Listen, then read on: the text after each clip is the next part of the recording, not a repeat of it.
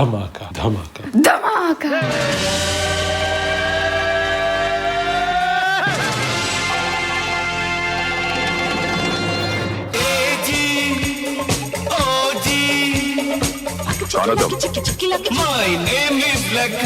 जहाँ खड़े हो जाते हैं लाइन वहीं से शुरू होती है।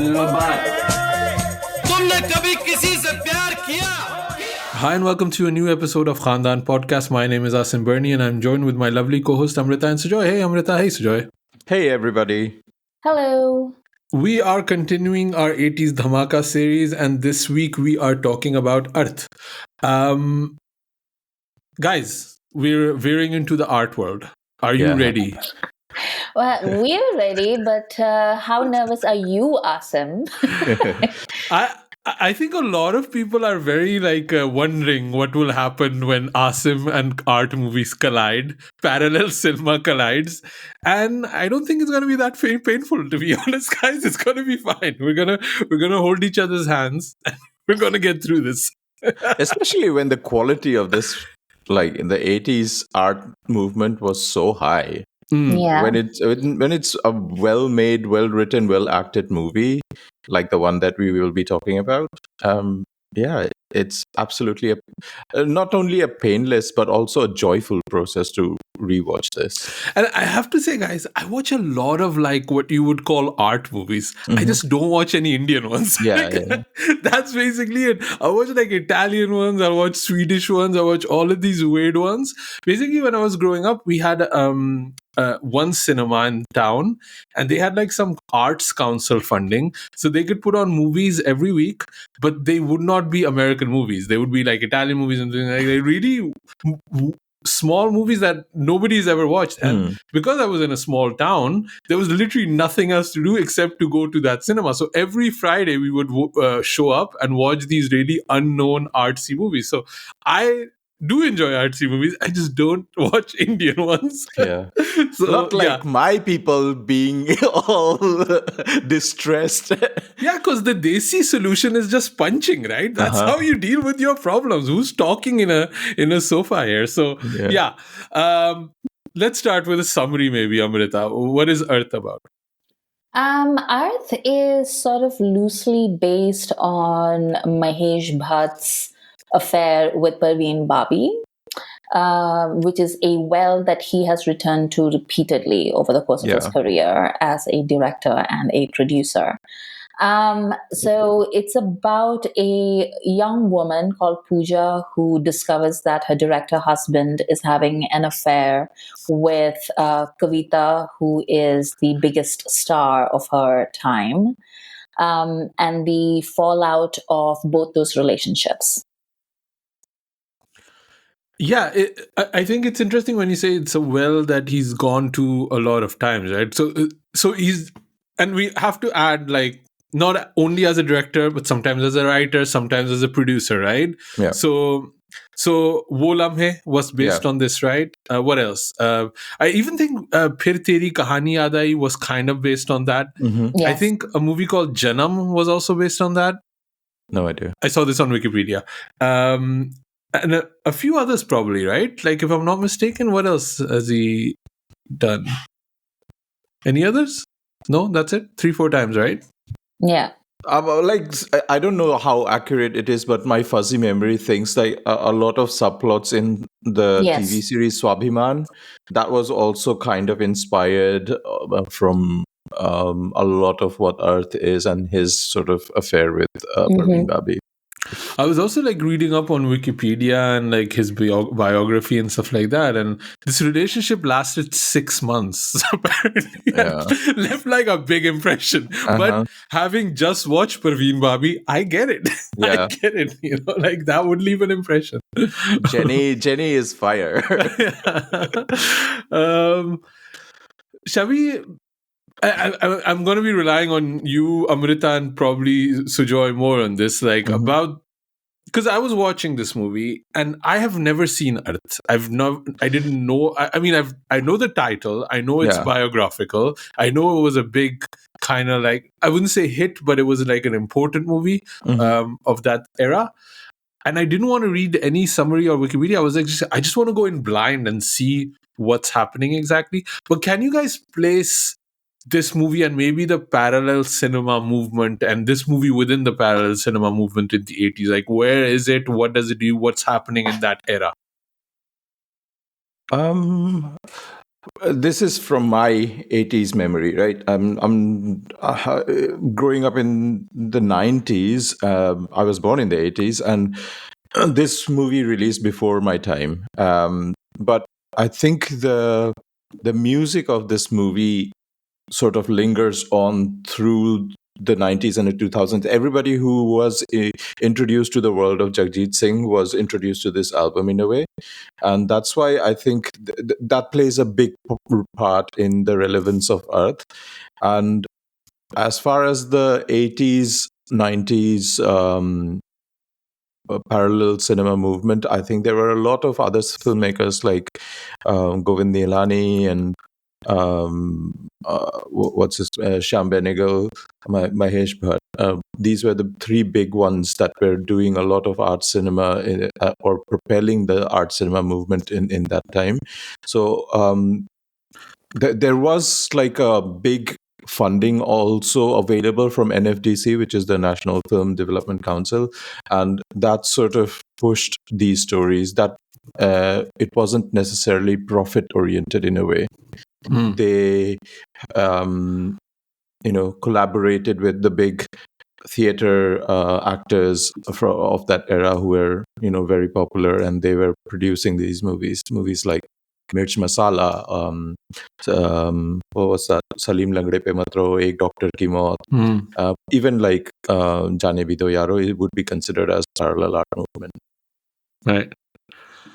Amrita, were you watching these movies then? As you know, speaking of which, I would just quickly add, I have never seen Arth before this. And you had neither? No.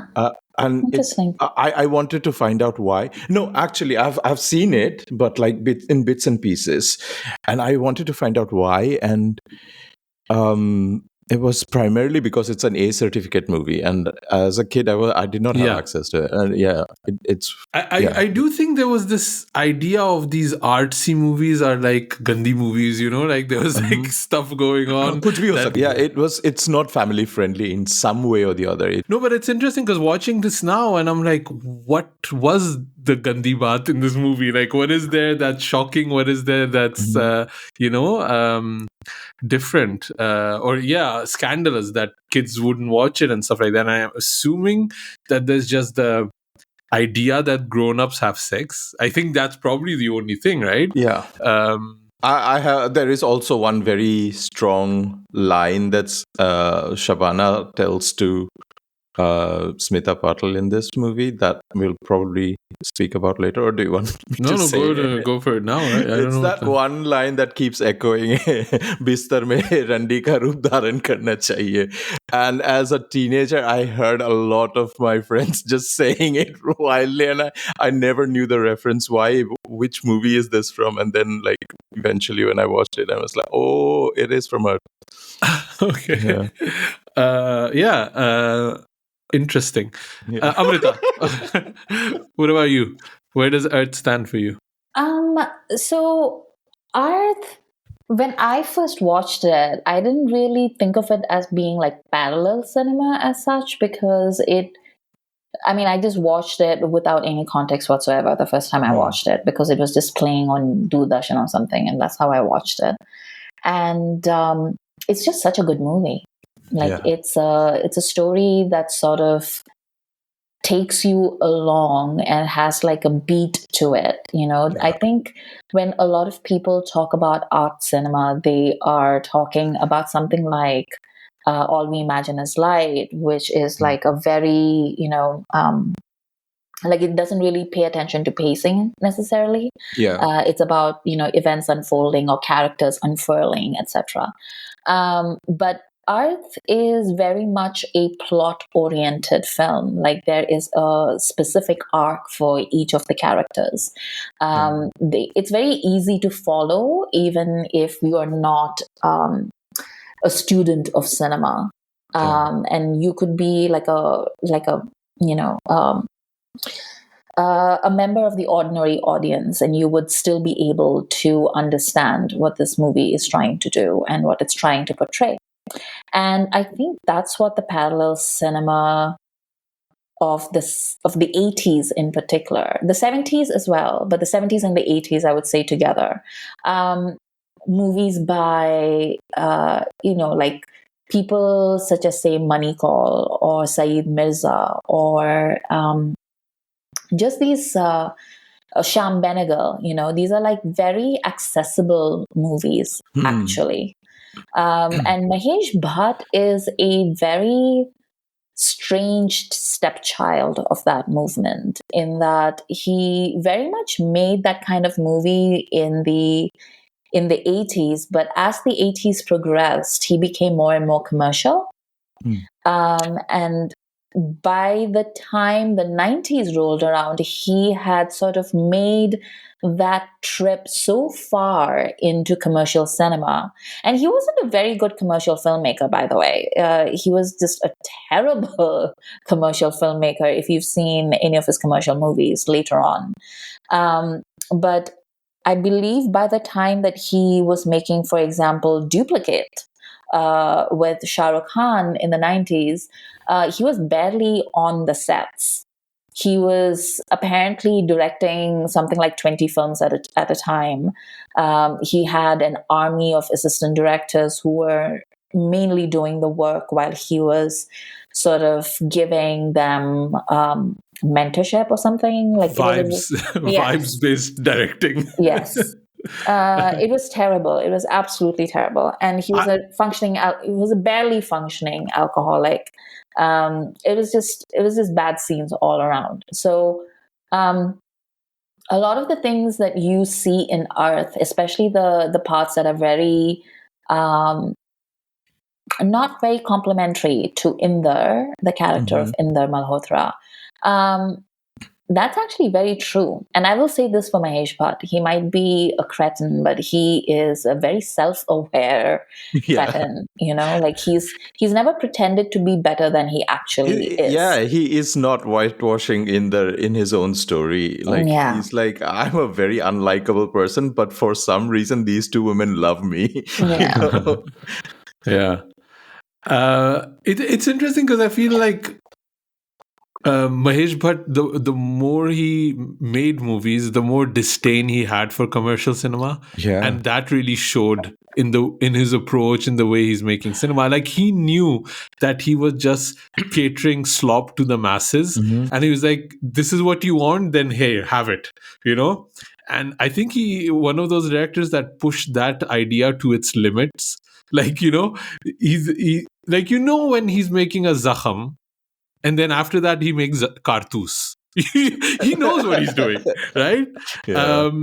So yeah, it's just he's a fascinating character, and he's one of those guys that I think a lot of times I appreciate him talking and listening to him on an interview or giving his thoughts about things. And I actually enjoyed the vast majority of his movies, but the ones that he has put his heart in, those are actually decent movies, like Zakham and this one, or even like I think back in the day Naam and stuff like that. There were movies that he made that there was like there was something he behind made it. Saransh after this, the movie that launched Anupam Kher, and I remember watching that movie. I was like as a kid, even like it talks about grief and this whole system crumbling this one man down. It was so good.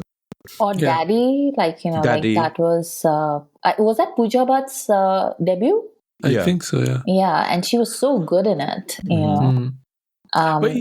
But even in terms of like commercial cinema, like he had like good things in there. Like he directed Ashiki, which was a massive hit. But again, he knew that was a very commercial project, right? Dil ke manta nahi, hum hai rai pyar ke. Sadak, even like low grade like Najayaz, that movie with Ajay Devgan, but I really liked that movie when it came out. Like it was a good one.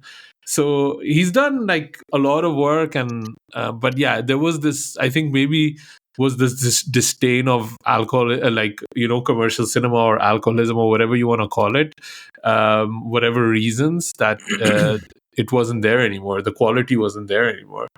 The other thing that he was really good at was also just launching new talent. Like the names that have been launched through him or through his movies are very, very long, and also just a very keen eye on music. I think even in his worst, like we were talking about Duplicate, he wasn't there. The soundtrack was still a banger. Yeah. We still remember that movie for a soundtrack. But yeah, getting back to Earth here, I have to say, I was watching this movie, and every cliche I had of my mind of 80s parallel cinema was in this movie pretty much, with the biggest one that, Khulbhushan Kharbanda is very sexy and hot women want to sleep with him, which also seems like a very 80s kind of thing for him. Like, I don't know. What is the secret here of Khulbhushan? Like, why is he so hot? I don't know. It's just that it feels so regular in a way that it's not glamorous. That's why it works. I don't know. It feels very lived in, like he's the hot uncle in the neighborhood or something. But it's weird that everybody wants a bacha with Kulbhushan. That's another very interesting thing, and it made me think about this idea, because lately we've been having a lot of these conversation about companies cutting DEI and equality and diversity, and progress has gone too far. And watching this really made me think of it, that these people are all liberal, right? Like, these are probably the progressives of the 80s. Yeah. But you look at their values now and they're all very square. They all just want to get married, and they all want to get kids, and they all want a house. And it's this, they're drinking together, and they're kind of like, coolish people, but still, like, my moral compass and theirs is like already much more progressive and much different than theirs is, right?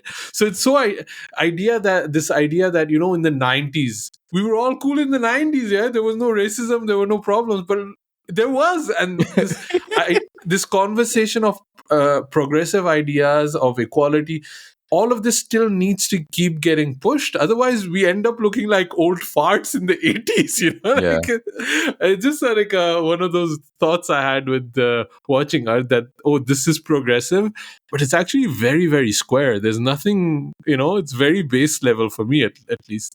I don't know, Amrita, what did you think about that? Like, don't they look like square liberal uncles to you?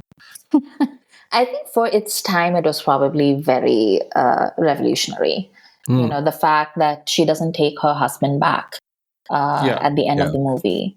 So everybody has the worst advice for her. Like, just give him time, he'll come back. I was like, do you want him back? Like, he's been just like banging another woman. He's like being drunk. He's falling down drunk. He's like abusing her. He like tries to beat her. Like, he's just awful. Why would you want him back? Like, but but then she also is like, to a lot of moments, she's like, yes, please come back. I'll forgive you. It's all forgiven. And it also is just like, in the 80s, I feel like, women, you have to work in a hostel, like live in a hostel. You couldn't get a job. Like, all of these things are in there too, right? Which is not easy. And then her hostel friend is just like, well, why don't you just become a hooker? And you're just like, what kind of people are you finding here? But then also, it's just really interesting to me when you watch Pooja's character, and she talks early on about being an orphan and growing up in an orphanage. And then, like how she depends on in the beginning to provide for her. And she talks about how, his instability has turned her life unstable. And when she talks about she talks about him less as her husband and more as her guardian. Like, she's talking about like how he needs to provide a house for her and like take care of her, and like give her like the izzat ki zindagi that she wants. And it's like in the middle, I remember for a great many years, I was very upset about the fact that she turns down Raj Kiran and she chooses to be like a single woman rather than, explore that other side of her. But then what I realized in the intervening years is that what you are really seeing is what she says to Raj Kiran's character at the end, which is that she has now become an actual complete person who doesn't depend upon another person to provide her with the things that she needs out of life. She doesn't need either Inder or Raj to give her a home or a family or a sense of self-worth. She finds all of those things by herself. And she actually does become a fully actualized human being. And that is pretty revolutionary, in my opinion, especially from like 1982 or whenever this movie came out. What I also found interesting is that I never felt there was any love between Pooja and Inder, except when he buys her a house, they have sex together, and that almost feels transactional. So that was kind of an interesting thought, because there is what you're saying. He's basically a provider for her, even to the point where he leaves her for Kavita. He's still providing the house. He's still like, if you need money, I'll send it to you. But neither of them, like neither Inder, neither Pooja, ever feel that they're in love or anything like that, right? Yeah. So also, this time around, when I was watching that particular scene where, like, he's got her the house, and I was watching Arth after a great many years. And I don't know if you guys remember, have you guys watched Rosemary's Baby? I've read the book. I've not. I've not. So there's a scene in Rosemary's Baby where they've just found their new apartment. It's their new New York apartment. And they have sex on the floor of their bare apartment. And obviously it's like a lot more graphic than it is in this one, right? But for some reason, like, I felt like that scene with the empty apartment, the corridor, and then, the way that they sort of interact with each other, it really gave me vibes of Rosemary's Baby, and like that particular sex scene from Rosemary's Baby, which I need to check when Rosemary's Baby came out, but I'm pretty sure it came out before that. Yeah, it feels definitely like one of those movies that came out earlier. And it came out in like 1968. Yeah. And I genuinely feel like that was a reference for Mahesh Bhatt in that particular scene. And also, I think Cassavetes is one of those directors that you can see that Mahesh Bhatt was probably watching, right? This is the kind of movies that he's watching, and then you probably want to, incorporate that in your own storytelling, consciously or subconsciously. I mean, with Mahesh Bhatt, you never know. His plagiarism became more and more blatant the further he got along. So, it might be kind of a subdued version of it. Yeah. What did you think, Sujoy, of Inder and Pooja's relationship? It's interesting, like, as you said, they're codependent in some ways, but also Inder is clearly the provider. And what I found was, like, Pooja has found out about the relationship and he's trying to convince Inder to come back. But then she reaches out to Kavita and pleads to her, saying that she has nobody in the world except for Inder. Like, she's extremely lonely in that position. She's lonely in the world and she does not know about the world. So she has been, in some ways, like, she has not been her own woman. And I think that the whole story arc is about her finding her own way out and into the world and finding her place in the world. And that's very, very interesting to me. I don't feel like Inder gets a redemption arc in the end, which is, again, like, as we said earlier, that Mahesh Bhatt did not whitewash Inder Malhotra in his own story. And that's also interesting because we find people who are autobiographical often sort of glaze over, details such as that, which Are you are talking about the unpleasant. Roshans? Are you talking about Hrithik The Roshan? Roshans, yes, Sanju, all sorts. But yeah, I found that interesting, very much so. I think also she won she won the Filmfare Award for Best Actress, Shabana Azmi, when this movie came out, and they were actually the '84 Filmfare Awards, so this got quite a bit of critical acclaim. The other thing that I also found interesting is this idea of like sometimes the artsiness of it becomes very, very in your face. It's when, especially like Rohini Hattaganda, is it Hattangadi. Hattangadi? Okay. Yeah. Rohini Hattangadi comes in as the poor maid, and the movie is like, rich or poor, our problems are the same, I was But also they show like there is a clear class divide between the two. Yes. Which I found interesting. Yeah, I mean, I've never had a maid. I'll tell a personal story, funny enough, from our family. My mom is like one of the nicest people. I mean, I know it's my mom. Obviously, I'm going to be biased, but she's incapable of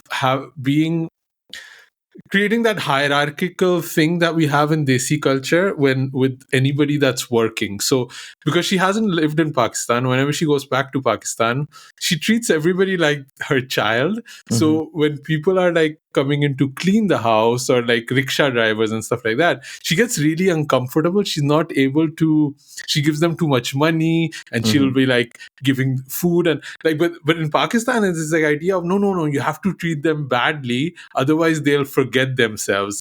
And my mom is incapable of doing that. So she gets like scolded by everyone around her that stop doing that. You're, spoiling our maids and things like that. But seeing it here, like the movies I watch, we watch like, Hum Aapke Hain Kaun, where like the cleaners and the maids are like part of the happy-go-lucky family. And but here there's this stark reality, right? Like, even when they're sleeping in the apartment, they're sleeping on the floor in the middle of the things. And for me, it was like, it kind of like hit me in a real way, like, because movies don't show that anymore. In that way, right? So it's just kind of a thing that you guys probably have maids and things like that in India, right? I've not lived in Pakistan to have that kind of situation, but it was just an interesting way to see it that way, that even again liberal modern people do have that hierarchical structure of sleep on the floor. Yeah, my friends and I have this conversation all the time. Not like my friends who are like from India and have lived in India their whole lives, but like my friends who say grew up elsewhere or have like moved back to India, etc. And we talk quite a bit about like how we treat our staff versus how, say, like older people in our families would treat staff. And suddenly turns zamindars. Yes. And it hasn't changed really. Like there's like nothing that's changed. And I've said this before. I've never been so conscious of the social hierarchies as I have been since I moved back to India. And I would have never, like, when you don't live in India full time, you don't really see it as much. But when you're the person that's paying the salary, you're the person who's the head of the household.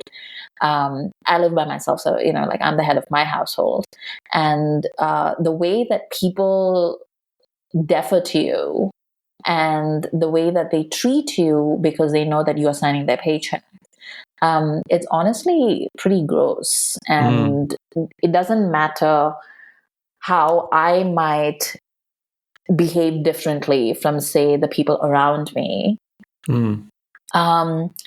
It's so ingrained in the cultural system that they themselves are not willing to accept anything, even if I offer it of my own free will.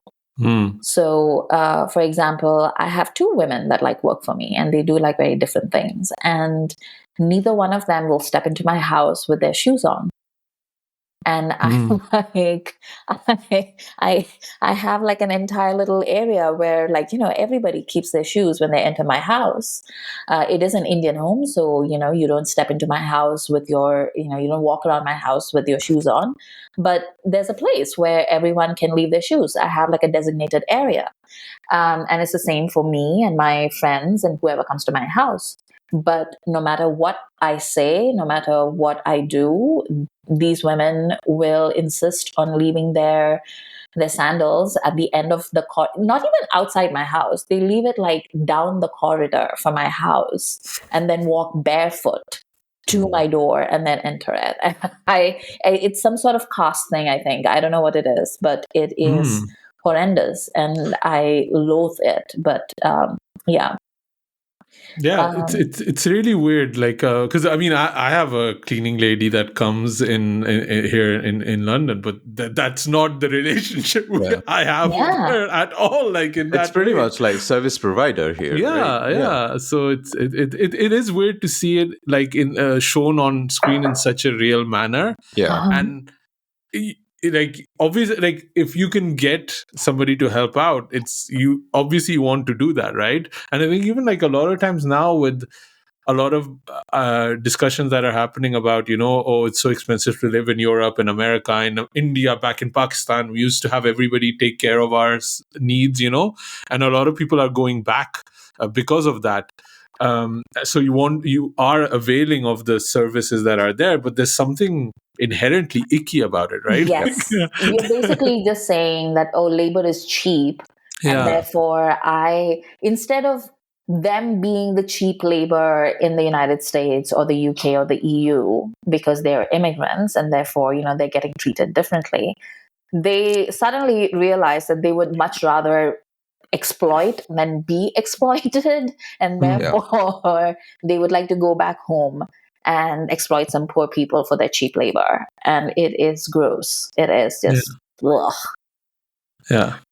I'll quickly point out about the Rohini Hatangari story arc of why it still sticks in my mind is two things. It's very like upfront about the normalization of domestic violence in that class. Like the moment she meets her, and also Bai is always referred to as Bai. She does not get a name in the story. And when she meets Pooja, she just tells Mera marad mujhe marta hai. Oh, hamare yahan ye sab chalta hai. And it's so normalized. But also she tells about her ambition, right? Her grandma was a Bai, her mom was a Bai, she's a Bai, but she wants something better for her child. And that whole arc about her wanting her child to get the English education, and she saves money for that, but her marad stole that, and that's why she ends up stabbing him, and then she confesses. So that vicious cycle somehow gets broken, but at the cost of her own life. It's so tragic in a way. Like, and let me tell you something. Like, it's 40 years later. And I have the exact same conversations with both the women that work for me. Like one of them left her husband because he used to beat her and beat her children. And she saves every single penny so that she can send her kids to school and make sure that they have, a white collar career. Yeah. And the other woman is still with her husband. But, like he steals all her money, he beats her. It's an abusive environment, and she puts up with it so that her kids won't have a broken home. And it's the exact same story. Nothing's changed. That's crazy. See, this is what Mahesh Bhatt wanted. Us talking about, women's and capitalism. This is all this woke nonsense he gives us, Yeah. Let's talk a bit about Shabana Azmi. Oh, sorry. About Smita Patil. You haven't done that yet. Yes.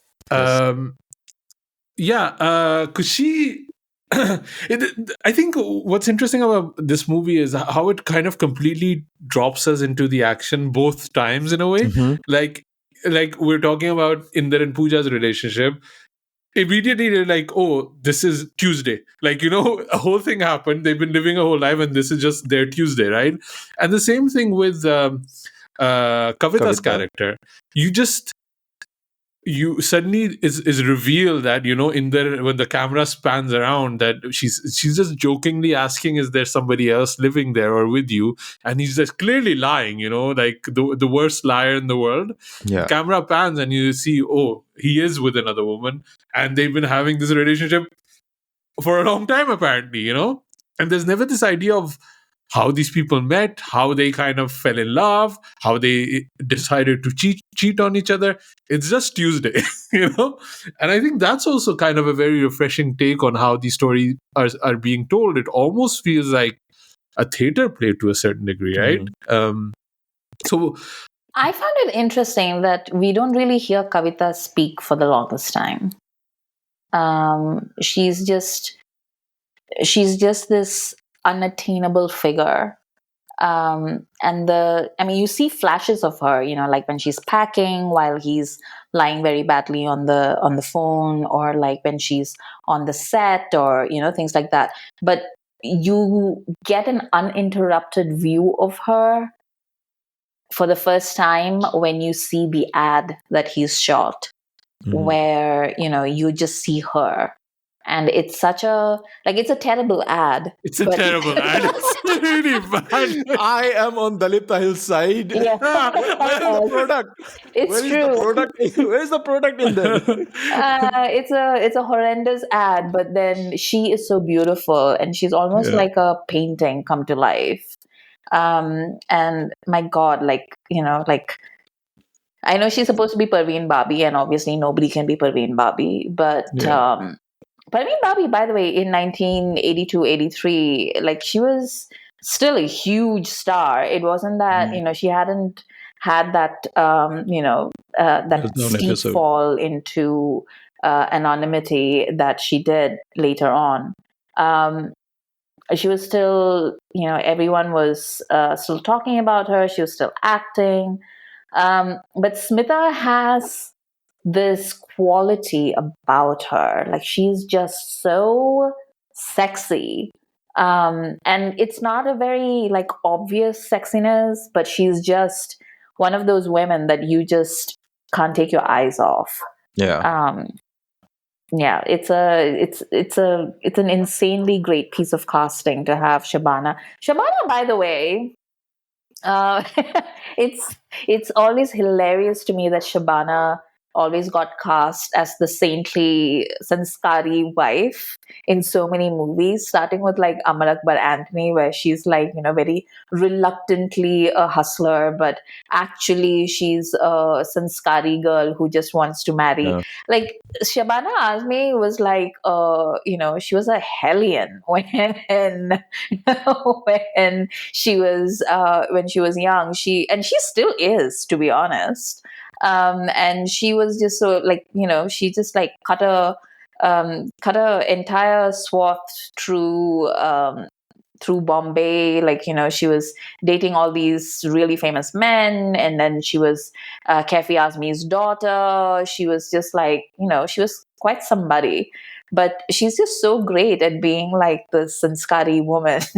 It's always hilarious to me.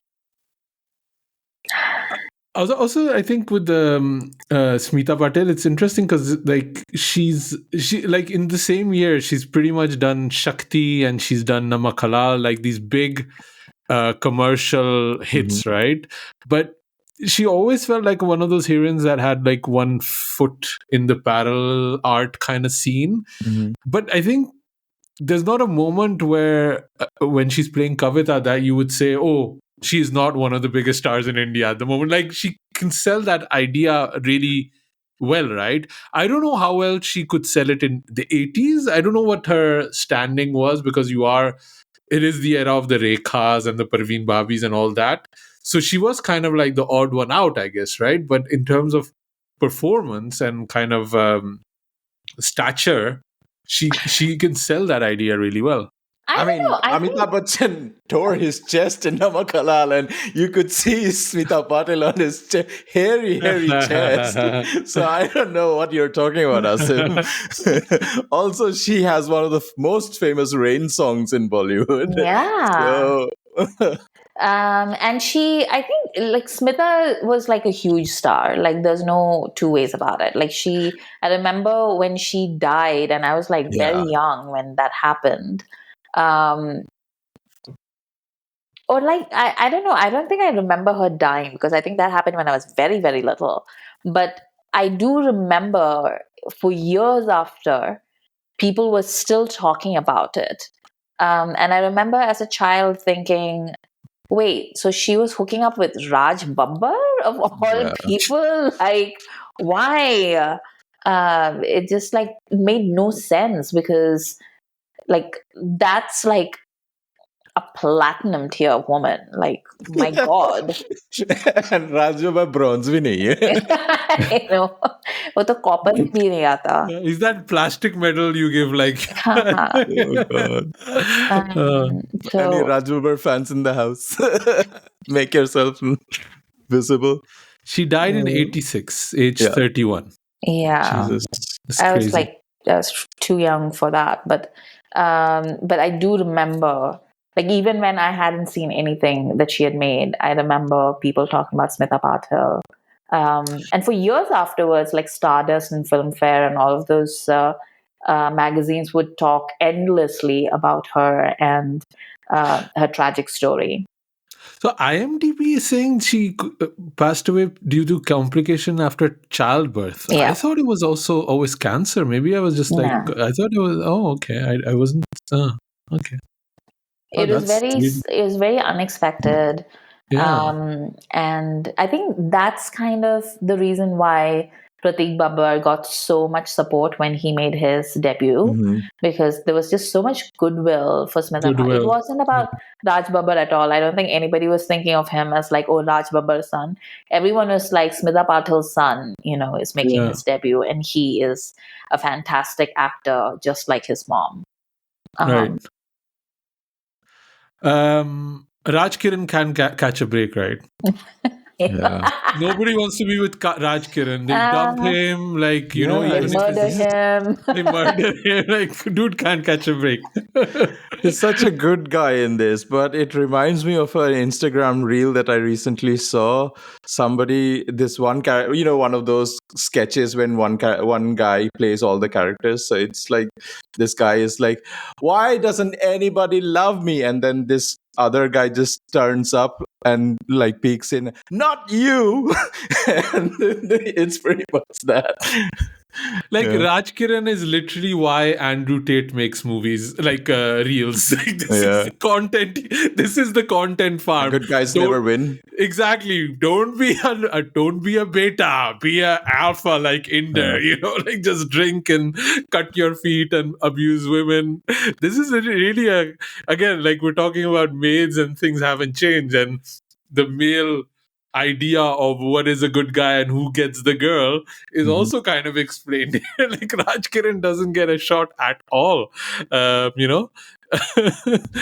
felt bad for him. I did laugh at the moment where he finally gets his big break and he just comes to tell her, "Main star ban gaya." I was like, that's... He bought a car. He wanted to be a star. He became a star, and it still didn't work out for him. That's fine. Fine for who? Raj Kiran. I'm sure he will be happy in life. Yeah, I don't know. Yeah, it was just I was just after just watching Cars and then watching it here, I was like, I'm almost feeling bad for. The 80s weren't kind on him. No, they weren't. I think he dies in Waris as well, right? Oh, bless him. Yeah. You guys talk about Sujo. You were talking about the music being a big part of this. Talk a little bit about the soundtrack. Maybe what are kind of your favorite? So the soundtrack of Arth, all bangers. Written by Kafi Azmi, most of it, and composed by Jagjit Singh. There is, I think. if I'm not wrong, the Arth album was always not available as one cassette, but it was paired with something else, which I can't remember. Probably it was Sat Sat, which was also another Jagjit Singh album. And all the songs in that, side A, side B, repeat, you used to play. And this had Jhuki Jhuki Si Nazar, Koi Ye Kaise Bataye, which also has another, the same melody is used in Tere Khushbu Mein Base Khat. And then you have Tum Itna Jo Muskura Rahe Ho, which is a song for the ages. That's probably my favorite. Tum Itna Jo Muskura Rahe Ho. Amrita, the soundtrack's still a mean, banger for you. Yes, I mean you can't overstate how important Tum Itna Jo Muskura Rahe Ho was to the ghazal scene in 80s India. I think like every uncle, like, that one singing uncle that you used to have at like your parents' parties, like I think every one of those uncles had a rendition, like a version of that song. I like it's a genuinely beautiful, beautiful song, and Kafi Azmi is just like, like one of the great poets of his age, and we don't talk enough about him because he wasn't that big of a film lyricist. He chose to be a poet rather than all of that stuff. But just if he had never written another song, that song would have like made him famous. But apart from Tum Itna Jo Muskura Rahe Ho, I think Jhuki Jhuki Si Nazar is probably my other favorite from this album. Like, it's just a gorgeous, gorgeous song. How did you feel about the song, Asim? It's not my thing. Like, it's I get it. This is like one of those songs about infidelity that you were talking about. Yeah, I mean, this is literally all the cliches in my mind about this kind of thing. This is not my thing, guys. This is like, and I think I was very nice until now, but now that we're getting in towards the end of the soundtrack and the end of the episode, and we're talking about the soundtrack, it's fine. I would run away if somebody was either singing this or playing this. This is not my thing at all. Give me, Uchi Hai Building. No, give me Uchi Hai Building. Give me, 9 se 11. I'm who I am. It's like it's I get it. It's like very like slow and like, but like this, the way the song is picturized is exactly what I imagine the song to be, right? It's just like... It's interesting, though, because it is a parallel cinema or art cinema of that era. So incorporating songs would be difficult in this aesthetic. Yeah. So they consciously make the choice that the only singer in the story would be the one singing this in a party sort of an environment. So Raj Kiran obviously appears like an hour into the story. So until then, you get no songs at all. And then you get the 3 songs that are in the movie. I think Jhuki Jhuki. I think the first one is Koi Ye Kaise Bataye. That happens when in the party, Shabana gets drunk and she like totally blows up and confronts Inder and Kavita. And then I think the Tum Itna Jo Muskura Rahe Ho is at the birthday, birthday song, and then last one is Jhuki Jhuki Si Nazar, which is at Siddharth Kak's and Aparna's house, right? So yeah, it's interesting. The picturization, obviously, they have to adapt to the environment. Like nobody else can be playbacking other than the singer of the story. Yeah, and maybe it's also just the added level of Jagjit Singh singing it. That level. You don't like Jagjit Singh, do you? It's not my thing. It's not my thing. And it's not like I don't like, meaningful songs or slow songs or poetic songs. But all of this together is just too much for Asim. I can't handle it. Like, Itni Urdu humse bardasht nahi hoti. No, it's just like this. The uncleness of all of it is too much uncle for me, and I cannot handle it. Like my inherent rebel is like, I don't want to do this. I don't want to be here, basically. So yeah, this I get it, but it's not my bag. This is not my bag. Speaking of Urdu and poetry and all of that, though, this is an era that we sort of, at the beginning of the 80s Dhamaka series, we said like Kader Khan would heavily feature in 80s because he's sort of the fabric through which 80s cinema lives. The dialogues of the 80s is pretty much Kader Khan. But I think even though this is like prose and conversational in a way, it's not necessarily filmy conversation. I think the dialogue in this movie is still like very, very cinematic and very filmy still. The one scene that I have chosen, like when that really sort of jumped out for me, was the scene where Inder has to confess to Pooja that he has an affair, right? And he says like, कुछ समझ में नहीं आ रहा, मेरा कलेजा फट जाएगा मैं अगर तुमसे ये नहीं कहता हूँ. So he has to confess it to her that, you know, he's been in love with Kavita. And it's such a interesting way to write that line. And I think the writing here is top notch. Yes. There's this scene where, you know, the final confrontation between Smita Patil and Shabana Azmi, where Kavita is trying to justify all the things that have happened. Yeah. And she says, मुझे इंदर चाहिए था तुम्हारा पति नहीं. मुझे अपना घर बसाना था तुम्हारा घर तोड़ना नहीं. It's again like such a clear-cut way of explaining why people sometimes do shitty things, because they're just so focused on themselves and what they want that they find it very easy to ignore the consequences of their actions on other people. Yeah. And it's a very, like, it's a very small dialogue. Like, it wasn't a very like bhari barkham kind of dialogue. It wasn't like dialogue bazi.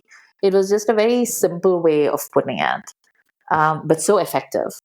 I've got another one here when like Pooja is trying to negotiate basically with Inder, saying, you know, come back to me and stuff. मुझे नहीं लगता था एक दिन मुझे तुम प्यार करना छोड़ दोगे. She says, जाने ऐसा लगता है कि मैं यतीम खाने पहुंच गई वापस. I was like, what the hell did you just write? Oh my god. Or the way when, you know, they're like negotiating their divorce or their separation, really, and he's telling her things like, you know, you'd never think of yourself as being alone because I'll take care of you, and she says, I'm so afraid, you know, and that's when she says the whole like yatim khana like thing. But she leads off by saying like, I'm so afraid, and she's still like, you know, that transactional nature that Asim was talking about, you know, of their relationship, that sort of continues till the end, you know, like when up until he comes back to her after Smita's, like, Kavita's kicked him out. And then he just shows up and he's just like, hey, I just got kicked out. But like, and he doesn't even lie about it. There's no like, oh, like, I've come to see the error of my ways. He's literally like, yeah, so Kavita kicked me out. So do you want to give this another go? Let's start afresh. Yeah. He's just very shitty till the very end, you know. Which again, like I said, I really appreciate Mahesh Bhatt for not whitewashing any of that. But right up until then, you know, and you see the difference in Shabana's gaze as she looks at him in that scene versus all the other scenes where she has looked at him. Even when he came to get the divorce papers signed, she was so happy to see him. And in this one, you can see that she's like over it. And she says, if I had done the same to you, would you have taken me back? It's such a... It's a classic line. Like, it's an all-time classic line. Was going to say, I think it's also just the play on so many men, famous men that have done exactly what Inder wants to do, right? Be it Dharminder, be it Salim Khan. So many men have actually, pretty much done that, where they had a second wife, they kept the previous wife, they just took care of her, and whatever happens in their private life, who's swinging back and forth, who knows. But so many stories of at that time where this was happening, and probably still happens across the world, right? But I think for me, the way Inder was also playing it, the big confessional scene, he was acting like a petulant child more than a man, right? Whereas I think Raj Kiran, and I think that's that discussion of masculinity again, right? Where Raj Kiran is actually taking it like a mature human being. Like, okay, she does not want to be with me. Let her live her life. And he does it twice. Whereas Inder, when he never really even explains to her really well why he's separating with her or anything like that. It's just like, I just can't take it anymore, Stella, that kind of thing. And he's out. Montoya, por favor.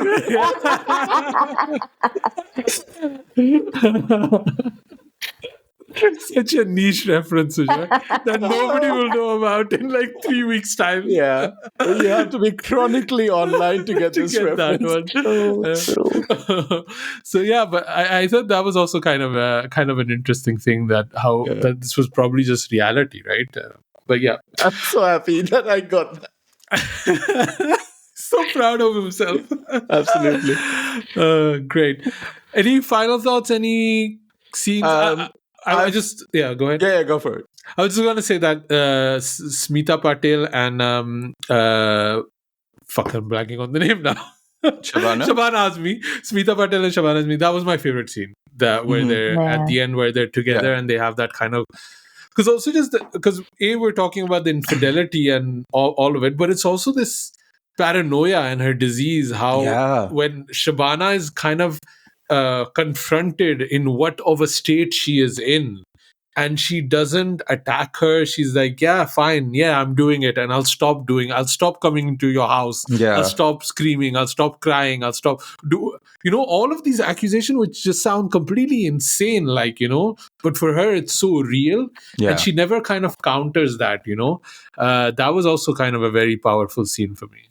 Sorry, I wrote down in my notes that Kabhi Alvida Na Kehna wants to be Arth when it grows up.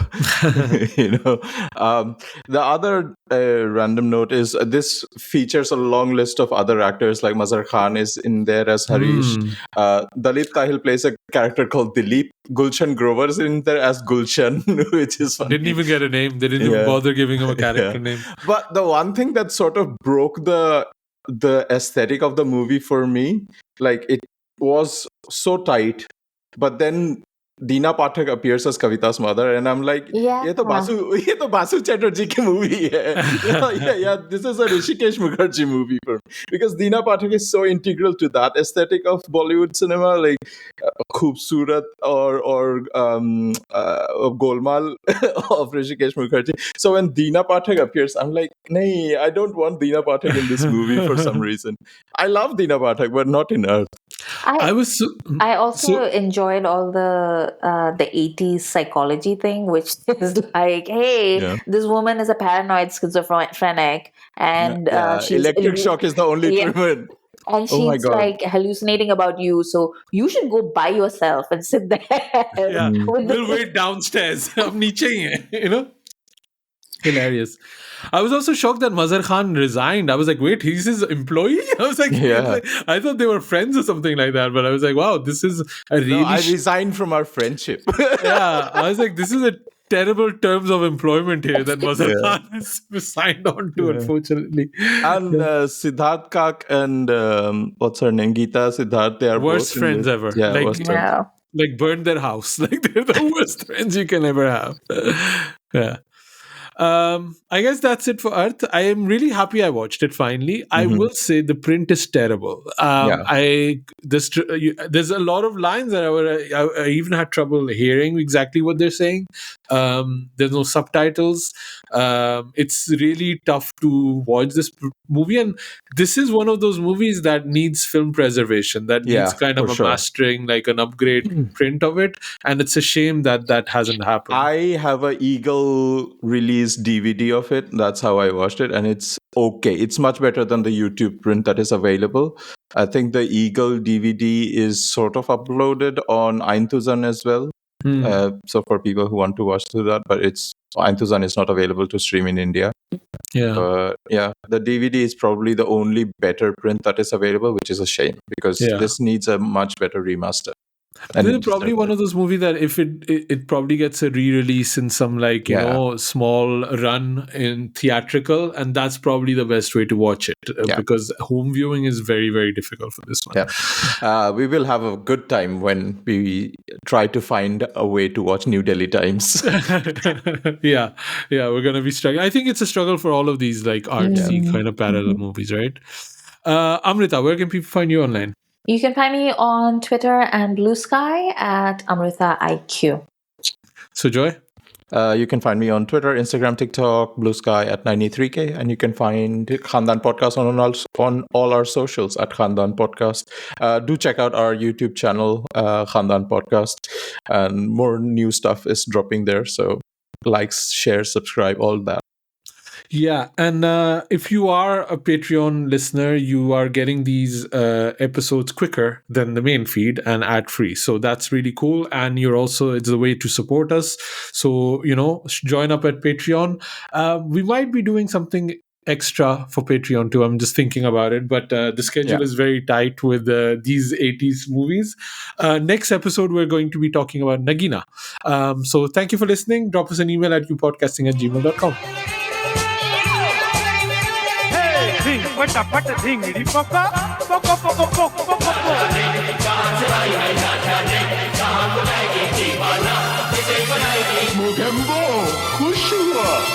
Khandaan podcast from the Epiglottis. Papa, are you podcasting again?